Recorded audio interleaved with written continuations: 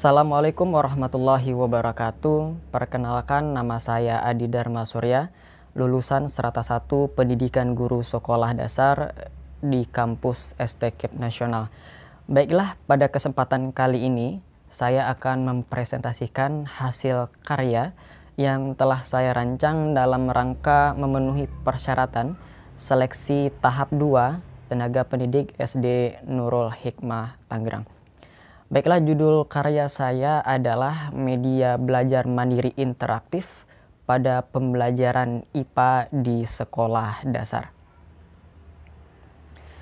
Latar belakang karya saya pertama adalah peserta didik di sekolah dasar itu pada dasarnya lebih menyukai belajar sambil bermain.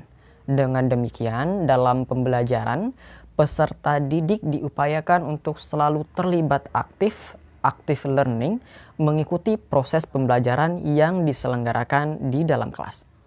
Pembelajaran yang dimaksud harus dilaksanakan secara semaksimal mungkin dengan menggunakan metode belajar sambil bermain atau bisa disebut dengan playing method gitu kan. Kemudian pada akhir pembelajaran nantinya peserta didik akan membuat sebuah karya. Nah, karya itu bisa mereka gunakan secara terus-menerus berkesinambungan secara mandiri untuk mereka belajar di rumahnya masing-masing atau bisa dengan teman-temannya yang ada di sekitar rumah mereka. Jadi karya ini nantinya tujuannya adalah bisa belajar mandiri siswa ini gitu. Selain belajar di sekolah, mereka juga bisa belajar di rumahnya mereka masing-masing. Nah, sebelum siswa mengerjakan karya yang telah mereka buat itu, tentunya mereka akan diberikan semacam arahan untuk melihat bagaimana sih keadaan yang ada di sekitar rumah mereka, di lingkungan mereka. Nah, keadaan-keadaan itu nanti mereka akan amati gitu, melalui proses pengamatan sederhana. Nah, nantinya mereka akan menemui nih benda-benda yang ada di sekitar lingkungan mereka. Contoh benda apa saja itu? Contoh adalah batu yang paling sederhana yang mereka temukan di lingkungan mereka. Kemudian ada benda cairan, misalnya dalam botol air minum. Kemudian udara yang mereka hirup ataupun saat mereka melihat ibu mereka memasak, mereka akan menemukan ada namanya tabung gas. Jadi begitu. Nah, setelah mereka melalui proses pengamatan sederhana peserta didik itu, kemudian diarahkan, nah anak-anak selanjutnya setelah Anda semuanya melihat bentuk-bentuk benda, nah ternyata benda itu ada wujudnya ternyata ya kan. Ada wujud benda apa? Benda padat, benda cair, dan benda gas. Itu mereka kolaborasikan nantinya setelah proses pengamatan. Nah, oleh sebab itu ini karya yang saya buat dan saya sekarang akan menjelaskan karya yang saya rancang ini. Judulnya itu seperti bisa teman-teman atau Bapak Ibu lihat ya, di sini adalah wujud benda beserta sifatnya gitu. Jadi pertama itu kan ada benda itu ada 3 bentuk, ada benda padat, benda cair, dan benda gas. Nah, masing-masing benda ini tentu ada contohnya. Apa saja contohnya? Tentunya harus yang paling dekat dengan peserta didik, terutama anak-anak sekolah dasar. Nah, pertama adalah benda padat berupa ini adalah batu Bapak Ibu. Nah, batu ini kita taruh di sini.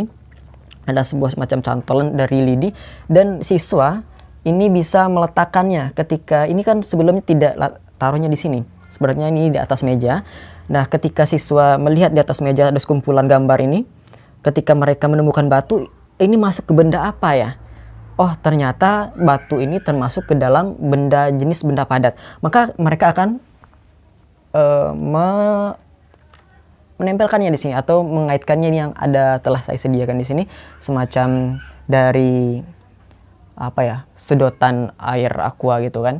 Dan kemudian selanjutnya benda padat itu ada sifatnya. Ada 3 sifatnya.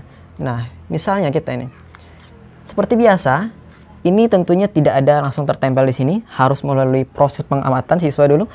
Nah, mereka milih nih benda padat itu sifatnya apa yang pertama. Misalnya ketika mereka memegang batu, ternyata batu itu kokoh dan kuat.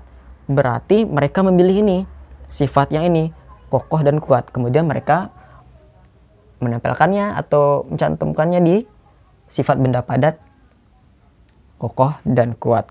Begitu Bapak. Dan seterusnya. Ada 3 sifat lagi gitu kan. 3 sifat benda. Nah, begitu juga dengan benda cair, benda gas, ada contoh-contohnya, dan ini bisa dibongkar pasang. Artinya ketika mereka nantinya bermain atau belajar mandiri di rumah mereka masing-masing bersama ibunya, orang tuanya, atau bersama teman-temannya, ini dilepas semua di atas meja, disusun di atas meja, kemudian diacak.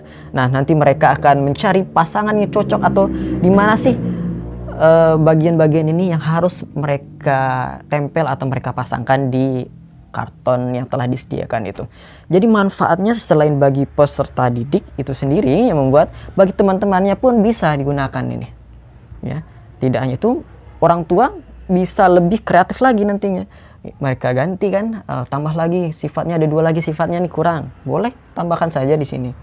Jadi begitu Bapak Ibu presentasi saya mengenai media, bisa disebut dengan media karya yang bisa siswa buat, sangat mudah sekali, hanya bahan-bahannya sederhana dan tidak susah juga dibuat, mudah didapatkan semuanya bahannya.